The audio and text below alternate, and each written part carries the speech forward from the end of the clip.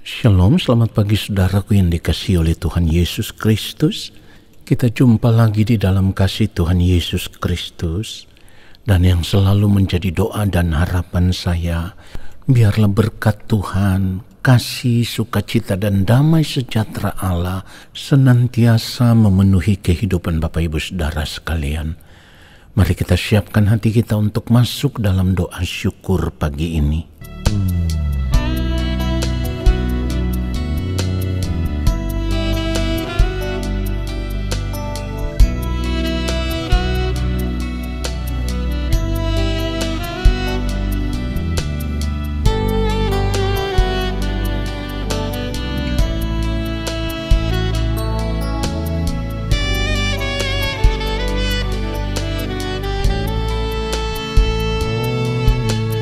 Ku mau hidup kudus seperti Yesus, menjadi sempurna seperti yang Bapa inginkan.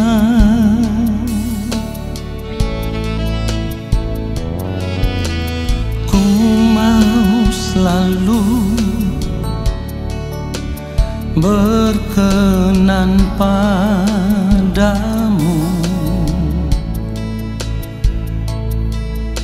hidup mengenakan pikiran dan perasaan Kristus, dalam perkataan, dalam perbuatan. Ku mau Kristus nyata di dalamku, yang ku ingini hanya kerajaan-Mu, ya Allahku. Keindahan dunia, kesenangan dunia, tak ku ingini lagi semua itu, sebab kemuliaan yang Bapa sediakan, itulah yang sempurna.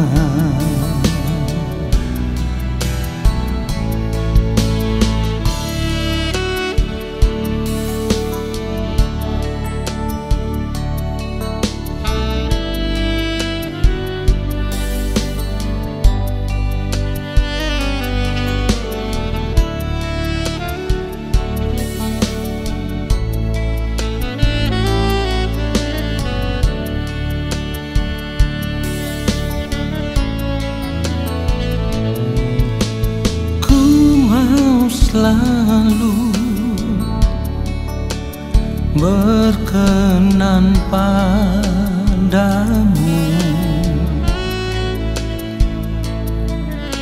hidup mengenakan pikiran dan perasaan Kristus, dalam perkataan, dalam perbuatan. Ku mau Kristus nyata di dalamku, yang ku ingini hanya kerajaan-Mu, ya Allahku. Keindahan dunia, kesenangan dunia, tak ku ingini lagi semua itu, sebab kemuliaan yang Bapa sediakan, itulah yang sempurna. Oh, dalam perkataan, dalam perbuatan, ku mau Kristus nyata di dalamku, yang ku ingini hanya kerajaan-Mu, ya Allahku. Keindahan dunia, kesenangan dunia, tak ku ingini lagi semua itu, sebab kemuliaan yang Bapa sediakan, itulah yang sempurna. Itulah yang sempurna.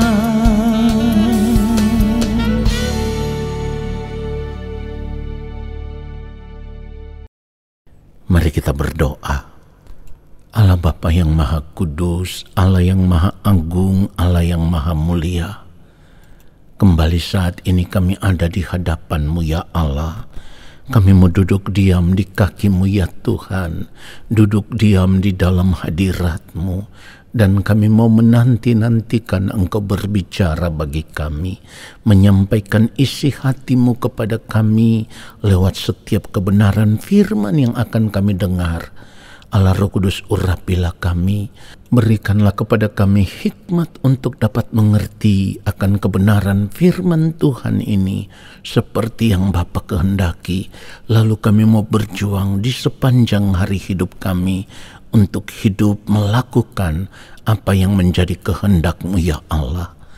Urapilah hamba-Mu untuk menyampaikan akan kebenaran firman-Mu ya Bapa, supaya firman yang kami terima saat ini, itulah yang memberkati hidup kami.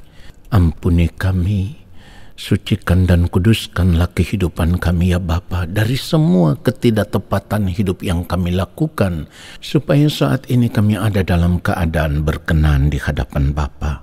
Di dalam nama Tuhan Yesus Kristus kami berdoa. Amin. Saudara yang dikasihi oleh Tuhan Yesus Kristus, kita harus menyadari bahwa saat ini kuasa kegelapan bekerja begitu keras untuk menyeret sebanyak mungkin orang percaya atau anak-anak Tuhan supaya tenggelam di dalam berbagai kesenangan hidup yang dunia tawarkan. Saudaraku, tidak banyak orang yang menyadari bahwa tawaran-tawaran dunia dengan berbagai kesenangan hidup yang ditawarkan itu adalah merupakan jerat dari kuasa kegelapan atau iblis yang ingin supaya anak-anak Tuhan terperangkap di dalam kesenangan hidup dunia dalam bentuk apapun, ya. Kesenangan hidup itu kan bisa berbentuk apapun, saudaraku. Nah, kita harus menyadari akan hal ini sebelum terlambat. Karena begini, saudaraku, kalau kita melihat keadaan dunia saat ini yang semakin maju dengan begitu luar biasa, dunia menawarkan begitu banyak kesenangan-kesenangan hidup yang bisa dinikmati, tanpa disadari ada begitu banyak anak-anak Tuhan yang terjerat di dalamnya. Oleh sebab itu, saudaraku, melihat kenyataan ini seharusnya sebagai orang percaya kita sadar. Kita harus sadar bahwa iblis sedang bekerja keras untuk menjerat kita, anak-anak Tuhan, dibawa ke dalam kegelapan abadi. Nah, saudara yang dikasihi oleh Tuhan Yesus Kristus, firman Tuhan sebenarnya sudah mengingatkan itu kepada kita semua, supaya kita berjaga-jaga. Nah, persoalannya karena kita lebih banyak membiarkan hati kita, ya, terikat dengan tawaran-tawaran dunia, dan kita tidak pernah menyadari akan hal itu. Kita tidak pernah menyadari akan tipu daya iblis yang begitu licik, yang membuat pada akhirnya kita bisa terjerat di dalam lingkaran kuasa kegelapan ini, saudaraku. Firman Tuhan mengingatkan kita di dalam 1 Petrus pasal yang ke-5 ayat 8 dan ayat yang ke-9. Sadarlah dan berjaga-jagalah, lawanmu si iblis berjalan keliling sama seperti singa yang mengaum-aum dan mencari orang yang dapat ditelannya. Lawanlah dia dengan iman yang teguh Sebab kamu tahu bahwa semua saudaramu di seluruh dunia menanggung penderitaan yang sama. Nah, saudara, perhatikan itu. Firman Tuhan sudah mengingatkan kita supaya kita sadar, supaya kita berjaga-jaga. Oleh sebab itu kita harus memeriksa seluruh keberadaan hidup kita saat ini, supaya kita tidak membiarkan hati dan pikiran kita terikat terus-menerus dengan tawaran-tawaran yang dunia tawarkan saat ini, saudaraku. Saudara, kita harus menyadari bahwa di zaman modern saat ini, iblis selalu menggunakan setiap kesenangan hidup dunia sebagai jerat kehidupan yang bisa menjerat orang-orang percaya, anak-anak Tuhan. Dan kita harus menyadari akan hal itu, saudaraku. Sebab jauh sebelumnya, iblis juga menggunakan pola yang sama, cara yang sama, di mana iblis juga menawarkan kemegahan dunia dengan kerajaannya kepada Tuhan Yesus, supaya Tuhan Yesus bisa menyembah Dia. Tetapi penawaran itu ditolak dengan tegas oleh Tuhan Yesus. Dan hal itu saudara bisa lihat di dalam Matius pasal yang keempat, mulai ayat yang ke-8 sampai ayat yang ke-10. Iblis menawarkan hal yang sama kepada Tuhan Yesus saat itu. Jadi kalau saat ini firman Tuhan mengingatkan kita, sadarlah dan berjaga-jagalah, lawanmu si iblis berjalan keliling sama seperti singa yang mengaum-aum dan mencari orang yang dapat ditelannya. Nah, saudara yang dikasihi oleh Tuhan Yesus Kristus, kita harus mawas diri, kita harus melawan keadaan ini. Dengan cara apa kita bisa melawan keadaan ini? Firman Tuhan katakan, lawanlah dia dengan iman yang teguh. Ya, jadi ketika kita melihat tawaran-tawaran dunia saat ini, kita harus tetap mengarahkan iman kita hanya tertuju kepada Tuhan saja. Kita tidak boleh tertarik dengan berbagai tawaran hidup dunia yang ada saat ini. Saudaraku, kita harus menyadari bahwa tujuan hidup kita sebagai orang percaya bukan dunia ini dengan segala kesenangannya, tetapi kita memiliki tujuan hidup yang berbeda, di mana tujuan hidup kita sebagai orang percaya itu hanya satu, yaitu kita bisa diterima di dalam kerajaan Allah Bapa di sorga. Dan untuk bisa diterima di dalam kerajaan Allah Bapa di sorga, maka kita dituntut untuk hidup benar, hidup kudus, hidup berkenan di hadapan Bapa. Dan tentu berjuang untuk hal ini tidak gampang, saudaraku, tidak mudah. Kita harus memiliki komitmen yang kuat bahwa kita mau meninggalkan dunia ini dengan segala kesenangannya, lalu kita mau memiliki prinsip hidup seperti prinsip hidupnya Tuhan Yesus Kristus. Ya, makananku ialah melakukan kehendak Dia yang mengutus aku dan menyelesaikan pekerjaannya. Saudara bisa membaca itu di dalam Yohanes 4 ayat 34. Saudara, atau kita juga bisa bercermin pada prinsip hidup yang dimiliki oleh Rasul Paulus. Karena bagiku hidup adalah Kristus dan mati adalah keuntungan. Hal ini ditulis di dalam Filipi pasal 1 ayat 21. Saudara yang dikasihi oleh Tuhan Yesus Kristus, kalau kita tidak mau mengikuti jejak hidup Tuhan Yesus, prinsip hidup Tuhan Yesus atau prinsip hidup yang dimiliki oleh Rasul Paulus, maka kita akan tersesat dalam arus kegelapan dunia yang semakin kelam ini, saudaraku.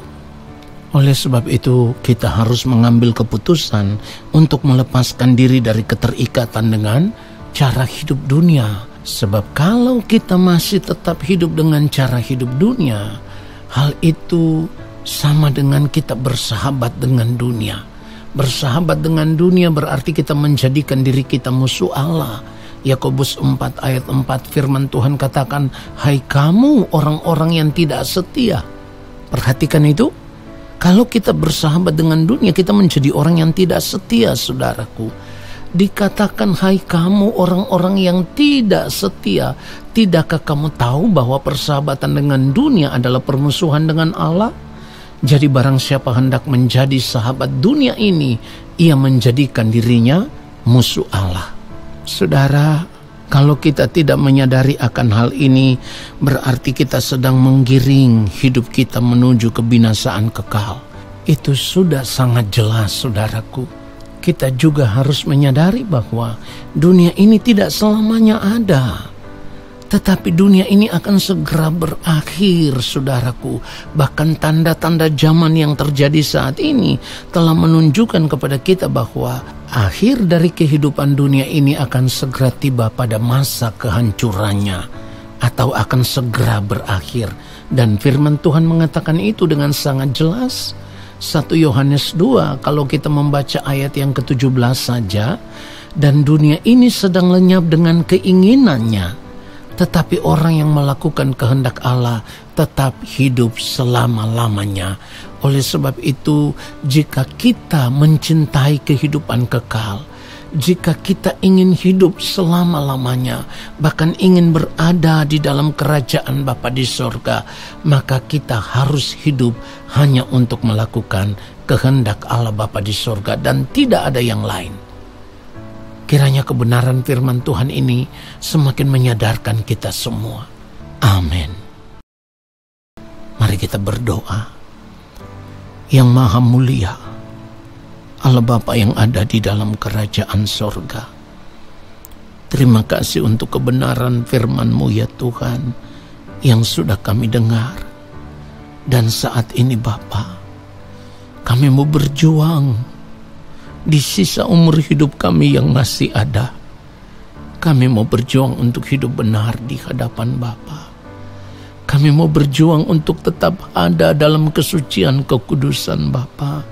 Kami mau berjuang untuk melepaskan diri kami dari keterikatan dengan dunia ini, melepaskan diri kami dari persahabatan dengan dunia ini ya Tuhan.